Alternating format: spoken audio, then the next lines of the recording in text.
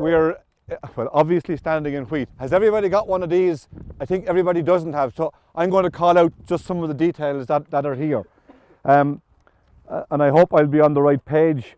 We're in a crop of, not Loomis, second page, I'm going to reckon, the second page of wheat, which is, I'm standing in Avatar, all of you guys are standing in Diego. You can kind of just pick up the difference in the colour if you're looking down the tram line left and right. A bigger, slightly paler leaf on the Diego than there is on the Avatar, which tends to have a slightly narrower, darker leaf. And that's natural. It's not because there's more nitrogen on here versus there. When you come to the McCann farm, the first thing you realise is that they don't want for anything. I'm talking the crops, not the people. The trouble that the rest of us have is that if you're only getting that kind of mediocre 4 tonne of winter wheat, and it is only mediocre whether we like it or not, because there's at least another tonne in every field the day you planted. It's the actions you take that ensure that you won't get that tonne. That's the challenge we all have going into the future. That, in a sense, is laying down a challenge to everybody, but you buy the genetics, and when you don't use them, you can't be blaming somebody else for the fact that they don't perform. And the problem that we all have is the solution to filling the gap is not necessarily something you can get out of a bottle or out of a bag. It's about how you're going to mind your land for now and for the future. We've gone through 2, 3, maybe 4 decades of not tending to the land very much, and now it's at the point where it's tired and it's just not able to give us that premium output that's looking for that 5 tonne plus. You know, we all know, you're reading the same things that I'm writing, or at least some of you are. We're cutting 6.4 tonne of winter wheat in this country. We know the world record is 6.7. It's the same genetics that we're planting ourselves that are in this field, that are in your field. And the challenge we have as an industry is to get back up 3 more rungs on that ladder so that we can survive when the price is doing what it's doing at the moment. So anyway, back to the details of the crop real quick. As I say, we're standing in 2 varieties, Avatar here, Diego in the tram line and behind you, sown on the 1st of October after rape. The whole field here is after oilseed rape, and that'll be winter oilseed rape, I think, in this case. Dressed with Redigo the Terre. On the 11th of November, it got Aralon and IPU, pretty much the same as many of you will be using, 3 litres and a quarter litre, plus an aphicide on the 11th of November. And then another aphicide was brought in on the 13th of, no there wasn't, not on this one, sorry, I'm jumping onto the barley out of my head real quick. So that was all, no, there was compound went on in the autumn as well, 0730, 1.7 bags an acre. So that instantly begs the question of Mervyn or Fred, what's the soil indices here and why was the P&K going on? I can't see you where you're hiding very well, the two of you, whatever you are. Index 3 P&K. And then why go just in case because you're pushing hard, Mervyn? Is that basically he's saying that the land is index 3 on both, and because you're pushing out high output, you do have to put in still lots of P&K.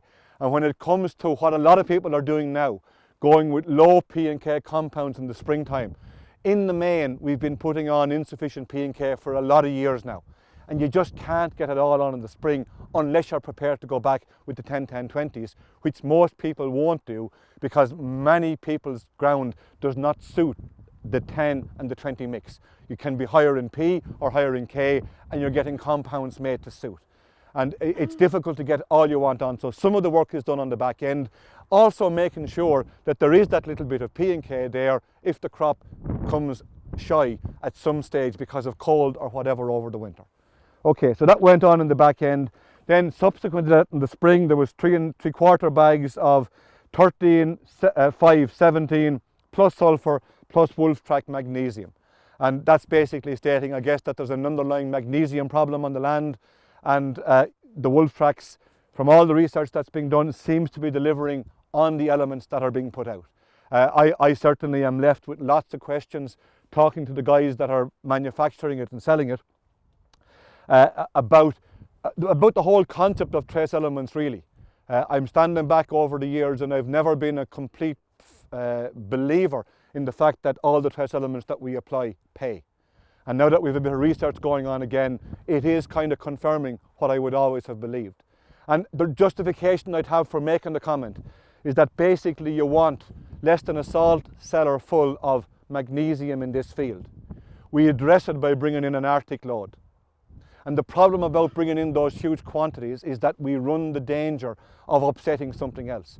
And more in land that's worn, the ability to upset the fertility and the nutrient balance in the crop it's more fragile. So it's easier to do it, and it explains to me. So I'm asking questions and asking for more research about, well, what happens if you put on 2 or 3 nutrients at the one time? What happens if you put it on broadcast after versus into the seedbed? And all of those questions are being answered bit by bit. And it's good to have micronutrient research going on again, because I probably, like an awful lot of people here, put on micronutrients on a just-in-case basis, just in case it is the lowest rung on the barrel, the thing that's limiting yield. And we all do that, and it's costing money, and we don't quite know whether or not we're getting the return from it. Okay, so back to the husbandry of the field again. On the 13th of April here, we got freeze, which is Modest and CCC, and then Jules as a fungicide. So early on, we were just, that's a Bravo, I reckon. Chlorothalonil, yeah, chlorothalonil, be precise. It's a chlorothalonil, so basically it's the kind of T0 mix that most people are using about the place. It's the kind of one that we'll always be uncertain as to whether it pays or not, but we all wish to believe that it gives us the flexibility that we need for the timing of the main spray. And that's something that kind of nature resolved for us this year, because people weren't allowed to get in early because of the weather. And by the time we got in, everything kind of rolled on nicely from there, and hopefully it stays rolling on nicely. On the 5th of May then, T1 timing here, which was a litre of Adexor, a litre of Cauldron, chlorothalonil again, and another bit of growth regulator thrown in. The reason that the lads tell me that they went for that kind of double mix of SDHIs in there was to make sure that an ongoing issue with eye spot was actually going to be addressed, because there seems to be a particular concern for eye spot on some of this land, and there are lots of diseases that can cause you harm. Of those, frequently we conveniently forget about eye spot, but holy smoke, if you have a field that has a problem, then it is a problem. It's a problem in every sense, because it will hammer you on yield. Very seldom in my lifetime in grain have I seen a problem with eye spot. If you want to see it, generally I'd advise you to go to the north of France. Only once or twice have I seen it as a serious issue in Ireland. I'm talking about conventional eye spot, which is a completely different disease to sharp eye spot, which can also be a problem occasionally. It's often associated with particular rotational slots, sharp eye spot that is. I'm not so sure that's true, but people who see an awful lot more may be closer to getting their hand on it than I can. Okay, so moving on then to the 24th of May, which we haven't got yet, to thank God, but anyway, that's in a sense what's being planned.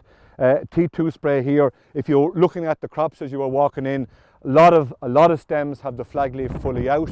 Some of them don't, but virtually none of them yet are fully unfolded.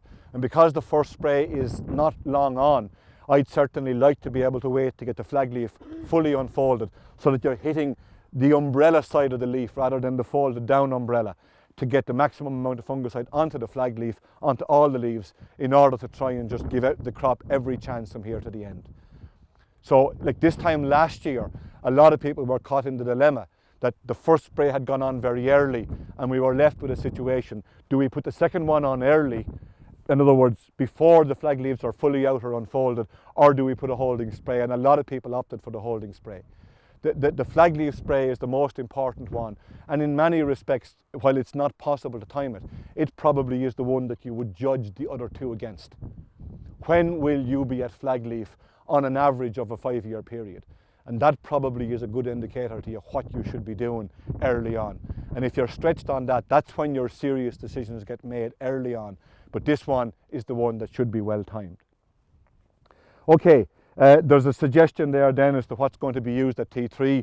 That's a long ways away. I'm not going to kind of say what will be used, because maybe the thing will change between here and there. Interestingly, there's a suggestion here to use some liquid K going on at that time, which is interesting because it's not something that people would normally be doing, and a bit of magnesium trace element going in there as well. Magnesium going in at that time was traditionally based on the concept of boosting the concentration of chlorophyll in the leaf, not necessarily supplying magnesium for the sake of magnesium. There's continuously being, in my mind at least, a bit of confusion as to exactly what that magnesium is doing. I'm not prepared to go with the masses and believe what everybody tells me it's doing. Because I haven't been presented with proof beyond doubt that this is actually what's happening, what it's doing, or that it's necessarily yield delivering. But it is not uncommon at that time of the year that you will certainly get colour differential when you apply it, and therefore everybody is happy with it. And the colour differential is coming because the consequence of applying magnesium is that you boost the concentration of chlorophyll in the leaf. I'm saying that may or may not give you yield, and I'd like proof before I kind of keep recommending it. But at least we have a lot of situations where people are looking seriously. The other one is interesting as well, the potash, because there is work going on elsewhere in the country that is showing up fairly frequent research-based results from putting potash on late. And from talking to people, the kind of consensus that we would get is that if you're pushing very hard on nitrogens, and there's a lot of people pushing hard on nitrogens, one of the consequences, it's kind of like the debate I had a minute ago, when you start to lurry on any one nutrient, you are upsetting a balance in a plant. And one of the things that's needed in probably the biggest single quantities in the plant is potash. You think you put on more nitrogen than potash, and you do put on more nitrogen than potash, but potash is the element that most is needed of in the growing of the crop. So when you're short of potash anywhere in the system, you're automatically setting a limit upon yourself.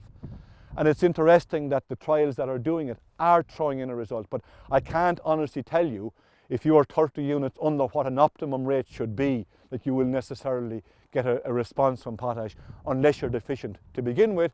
And if you're deficient to begin with, you've already cost yourself in yield potential. You know, that's just the simple thing. If you don't build a potential, you can't expect it to deliver for you at the end of the day. They're just the kind of simple principles that are there for any crop, any time, anywhere. But it's interesting to see it kind of moving beyond the research stage out onto fields and onto farms. And this is a situation, again, as Mervyn said earlier, where the K levels are index 3. A lot of people dream of having land at index 3 because they're at 1 and they've been at 1 for a long time. And they're finding it very difficult to get out of there because the crops that they're getting off won't pay for the investment in the fertiliser to get it off. And it's kind of a catch-22 scenario. If you have a problem with P's and K's on worn land, start with organic manures. That's my advice. Fix the lime, start with organic manures, then go for P's and K's after that. It's all back to how your soil would or should behave. And I'm talking about situations that are not necessarily K-fixing. I'm sure there are people here that are farming on K-fixing soils. On K-fixing soils, it's extremely difficult, no matter what you do, to get soil K levels up with chemical fertiliser. But take it from me, you can get them up very quickly with organic fertiliser, but they'll drop equally as quick when you stop. So you're not increasing the amount, you're just putting in a mechanism in the short term to increase the availability of the nutrients in the ground to get them out and available to your crop. Remember that you're standing on the equivalent of, guessing this one, 300 tonne of potash in an acre in this country. Guess. It's a bad guess, but that's ballpark what you could be sitting on. That's what's down under your feet. That's kind of a figure that I didn't make it up. It's a figure that I hear people talking about in terms of the natural phosphorus resource that's on ground, mineral soils around the country. Less than 1% of that, which is still an awful lot, it sounds like an awful lot, is available to a crop. And probably a small proportion of what's available, potentially available, is actually available.